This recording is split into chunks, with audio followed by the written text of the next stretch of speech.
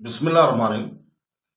शुरू करता हूँ अल्लाह के पाक नाम से जो बहुत बड़ा मेहरबान निहायत रहने वाला है। दोस्तों, बहनों, भाइयों, बुजुर्गों, अस्सलाम वालेकुम वरहमतुल्लाहि वबरकातुहू। अंबिया कराम और उनकी कौमें, हम बयान कर रहे हैं हजरत इब्राहीम अलैहिस्सलाम को। इमाम बज़ार ने अपनी सनद में और इमाम इब्न जरीर, इमाम इब्न मंजर और इमाम इब्न अबी हातिम ने अपनी अपनी तफासीर में और इमाम हाकिम ने मुस्तदरक में तस्सीह सनद के साथ रवायत किया है कि हजरत आदम अलैहिस्सलाम और हजरत नूह अलैहिस्सलाम के दरमियान 10 करन है और इनमें से हर एक शरीयत हक पर है।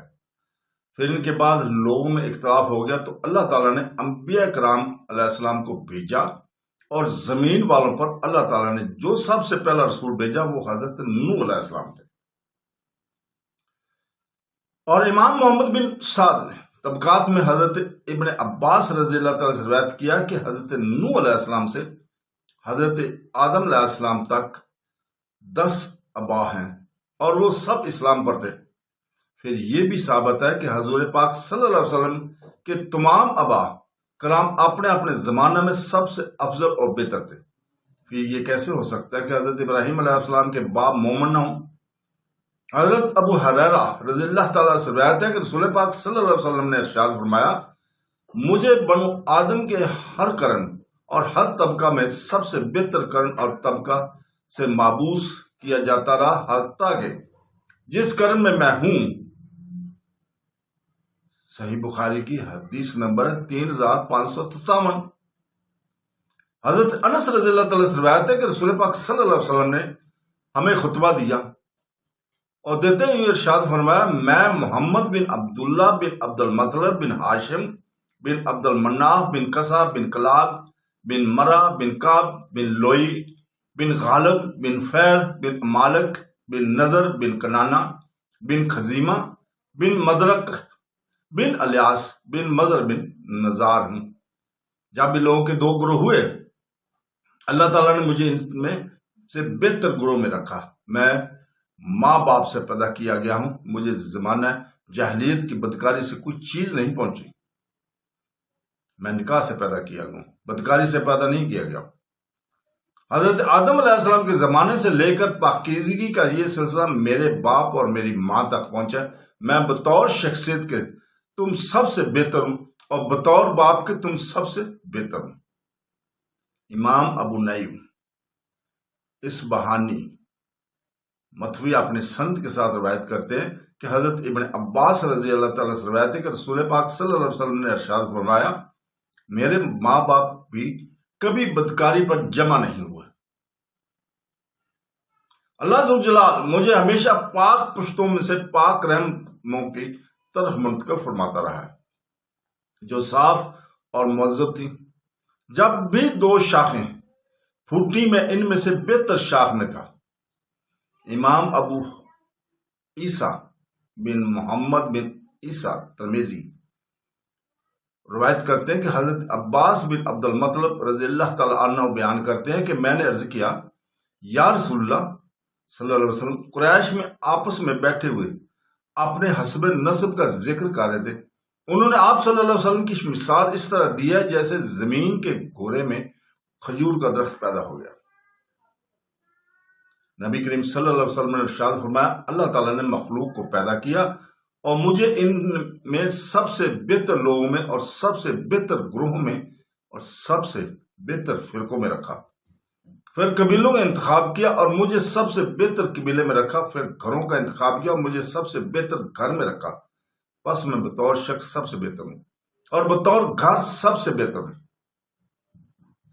इमाम मुस्लिम बिन हज्जाज कशरी रवायत करते हैं कि हजरत वासला बिन अस्का रज़ियल्लाहु ताला अन्हु बयान करते हैं कि मैंने रसूल पाक सल्लल्लाहु अलैहि वसल्लम को यह फरमाते हुए सुना कि अल्लाह ताला ने हजरत इस्माईल अलैहिस्सलाम की औलाद से कनाना को पसंद कर लिया और कनाना से कुरैश को पसंद कर लिया और कुरैश में से बनु हाशिम को पसंद कर लिया और बनु हाशिम में से मुझे पसंद कर लिया। मतलब बिन अबी दुआहा بیان کرتے ہیں کہ حضرت عباس رضی اللہ تعالیٰ نے کوئی ناگوار بات نہیں سنی تھی. وہ رسول پاک صلی اللہ علیہ وسلم کے پاس آئے. نبی کریم صلی اللہ علیہ وسلم نے ممبر پر کھڑے ہو کر ارشاد فرمایا میں کون ہوں؟ صحابہ کرام علیہ رضوان نے کہا آپ رسول اللہ صلی اللہ علیہ وسلم ہیں. آپ صلی اللہ علیہ وسلم نے ارشاد فرمایا میں محمد بن عبداللہ بن عبد المطلب ہوں. بے شک اللہ تعالیٰ نے مخلوق کو پیدا کیا اور مجھے سب سے بہتر مخلوق میں رکھا. پھر اللہ تعالیٰ نے ان کے 2 گروہ کی تو مجھے سب سے بہتر گروہ میں رکھا. پھر اللہ تعالیٰ نے ان کو قبائل میں منعقد کیا تو مجھے سب سے بہتر قبیلہ میں رکھا. پھر اللہ تعالیٰ نے ان کو گھروں میں تقسیم کیا تو مجھے سب سے بہتر گھر میں رکھا اور سب سے بہتر شخص میں رکھا. سنن ترمذی حدیث نمبر 3628 کو ہم نے بیان کیا ہے.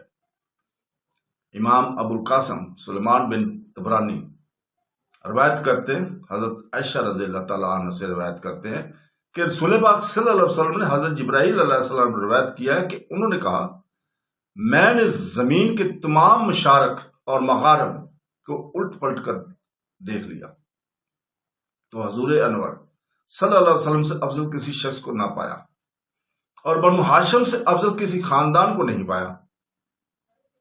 امام ابو نعیم اصبہانی روایت کرتے ہیں کہ حضرت ابن عباس رضی اللہ تعالیٰ عنہ کی تفسیر میں بیان کرتے ہیں کہ نبی کریم صلی اللہ علیہ وسلم ہمیشہ انبیاء کرام کی پشتوں میں منقلب ہوتے رہے حتیٰ کہ آپ علیہ السلام اپنی والدہ سے پیدا ہوئے. حضرت عبداللہ بن عمر رضی اللہ تعالیٰ بیان کرتے ہیں کہ رسول پاک صلی اللہ علیہ وسلم نے ارشاد فرمایا اللہ ذوالجلال نے 7 آسمانوں کو پیدا کیا اور ان میں سے اوپر والے آسمان کو پیدا کیا اور ان میں سکونت رکھی اور باقی آسمانوں میں اپنی مخلوق میں سے جس کو چاہا سکونت دی. پھر اللہ تعالیٰ نے مخلوق کو پیدا کیا اور مخلوق میں سے بنو آدم کو پسند فرمایا اور بنو آدم سے عربوں کو پسند کیا. سو میں پسندیدہ لوگوں میں سے پیدا کیا گیا ہوں. لہذا جس نے عربوں سے محبت رکھی اس نے میری محبت کی وجہ سے ان سے محبت کی اور جس نے عربوں سے بغض رکھا اس نے مجھ سے بغض رکھنے کی وجہ اس سے بغض رکھا. ان تمام حدیث مبارکہ سے معلوم ہوا کہ حضرت آدم علیہ السلام سے لے کر حضرت عبداللہ رضی اللہ تعالی عنہ تک نبی کریم صلی اللہ علیہ وسلم کے نسل میں تمام آباء و اکرام اپنے اپنے زمانوں کے تمام لوگوں سے خیر اور افضل تھے.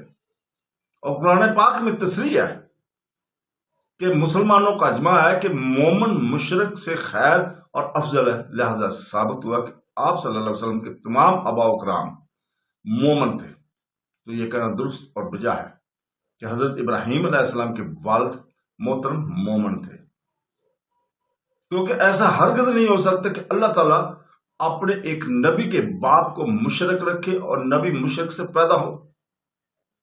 امام رازی نے تفسیر کبیر میں اس مسئلہ سے اختلاف کیا ہے کہ حضرت ابراہیم علیہ السلام کے باپ کا نام آزر تھا اور اس پر یہ دلیل قائم کیا کہ یہود و نصارہ نبی کریم صلی اللہ علیہ وسلم کی تکذیب پر بہت حریص تھے.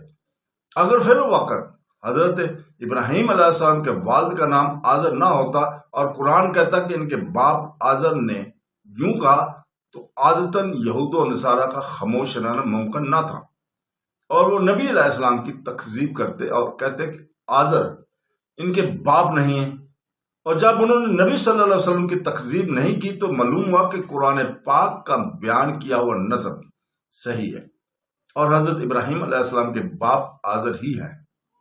اس اعتراض کا جواب یہ ہے کہ اہل کتاب کے نزدیک حضرت ابراہیم علیہ السلام کا والد کا نام تارخ ہے. بائبل میں لکھا ہے کہ ناہور 29 برس کا تھا جب اس سے تارخ پیدا ہوا اور تارخ کی پیدائش کے بعد ناہور 19 برس اور جیتا رہا. اس سے بیٹے اور بیٹیاں پیدا ہوئیں اور تارخ 70 برس کا تھا جب اسے ابراہم اور ناہور اور ہارون پیدا ہوئے. باقی یہ کہ اہل کتاب نے نبی کریم صلی اللہ علیہ وسلم پر اعتراض کیوں نہیں کیا کہ قرآن پاک نے آزر کو باپ کہا جبکہ وہ حضرت ابراہیم علیہ السلام کا چچا تھا.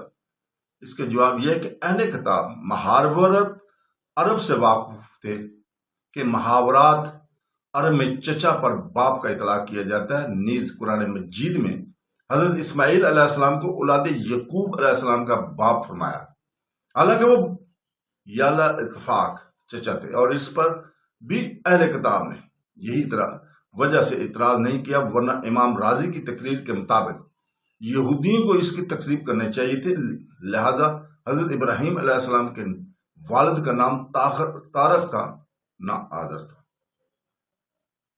تو دوستو، اس کے ساتھ ہی ہم اجازت چاہتے ہیں اگلی قسط تک۔